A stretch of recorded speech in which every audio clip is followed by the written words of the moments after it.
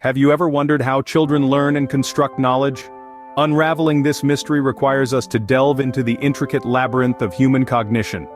Learning isn't a linear process. It's a complex amalgamation of numerous factors. It's like a puzzle where each piece represents a different aspect of the individual.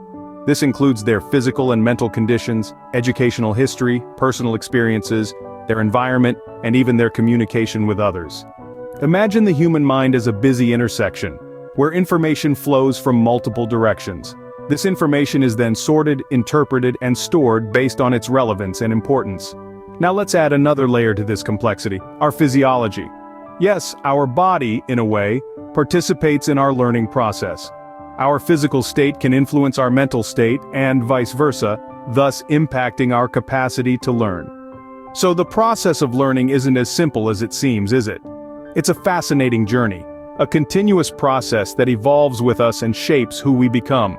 Now that we understand the complexity of learning, let's delve into the actual process. This journey begins with an encounter with new information. Sometimes we simply ignore it, brushing it aside if it doesn't resonate with us or seem relevant. However, if it catches our attention, we may store it in our temporary memory, a sort of holding area, while we decide what to do with it. Next, we engage in preliminary interpretation. This is where we start to make sense of the information, trying to understand its significance. It's like trying on a new pair of shoes, seeing how they fit, but not all shoes make the cut. Some of the interpreted information may be discarded if it doesn't seem to fit our current understanding or needs. Then, we retrieve existing knowledge from our mental archives, bringing it forth to compare with the new information. This is a critical stage, as it's where we start to identify similarities, differences, and potential connections. Recognizing patterns in the retained information is a key part of this stage. It's like finding the matching pieces in a puzzle, creating a clearer picture of the information landscape.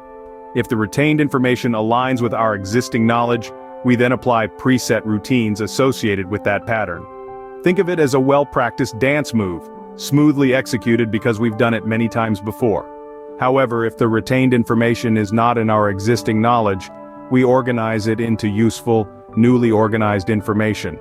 It's like learning a new dance move, adjusting our steps and rhythms to incorporate this fresh addition. Finally, we store the newly organized information into our long-term memory. This is the grand finale, the moment when the new move becomes a part of our dance repertoire, ready to be recalled and performed when needed. This process of learning is dynamic and ongoing, a constant interplay between new and existing knowledge, between remembering and forgetting, between recognition and novelty. It's like a complex dance of information, isn't it? Given all these factors, how do we then create an ideal process for education? Well, it's a multifaceted approach that begins with understanding a person's state and potential. The person's state is a culmination of their physical and mental conditions, educational background, experiences, and surrounding environment. It's a snapshot of who they are at a given point in time. Their potential for learning, on the other hand, is a forward-looking concept. It's about what they can achieve, given the right conditions, information, and guidance.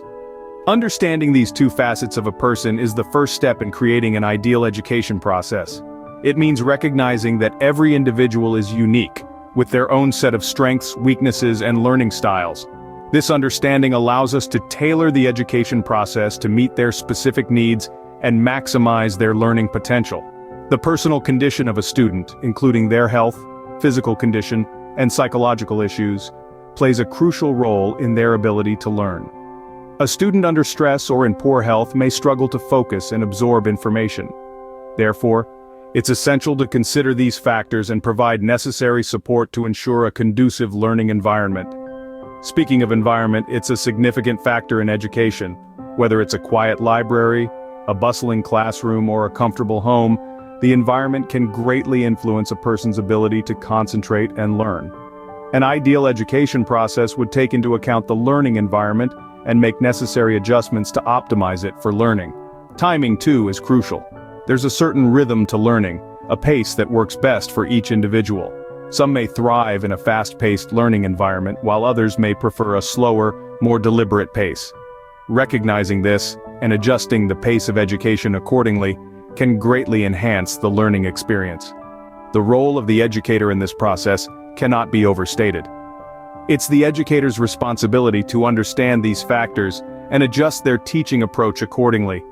This might mean adopting different teaching strategies for different students, providing additional support where needed, or modifying the learning environment to create a more effective learning experience. Education, therefore, is not a one-size-fits-all approach. Each individual is unique, and the process of education should reflect that. It should be flexible, adaptive, and personalized, always striving to unlock the full potential of every learner. Time and environment, two critical factors in the learning process. Imagine time as a river, flowing steadily, shaping the landscape of knowledge. As time passes, the window of opportunity for learning may shrink. A child's brain, for instance, is a fertile ground for language acquisition. Yet, as the child grows older, this window narrows, making it more challenging to master a new language. Conversely, let's look at the environment. It's like the weather, affecting the river's flow. A supportive, stimulating environment nurtures learning, while a stressful, unstimulating one can stifle it. Consider a child learning to read. In a quiet, comfortable space filled with books, the child thrives. However, in a noisy, chaotic setting, the child may struggle. Time and environment are not static. They change, and with them, so does the potential for learning. So, the effectiveness of education is a complex interplay of various factors. So, how do children learn and construct knowledge? Well, as we've discovered, it's a complex, multifaceted process. Every child's learning process is a unique blend of their physical and mental state, their experiences, and their environment. It's an intricate dance of recognizing, interpreting, and organizing information, a process that can be influenced by everything from their current mental state to the timing of their lessons. And let's not forget the pivotal role of the educator. By understanding a child's learning state and potential, educators can create an optimal learning process tailored to each individual. They can guide a child in navigating their own learning, helping them make sense of new information, connect it to their existing knowledge, and store it for future use. The impact of time and environment on learning can't be overstated either. It's a reminder that education doesn't happen in a vacuum, but is deeply embedded in a child's daily life and surroundings. Remember, every child is unique, and so is their learning process.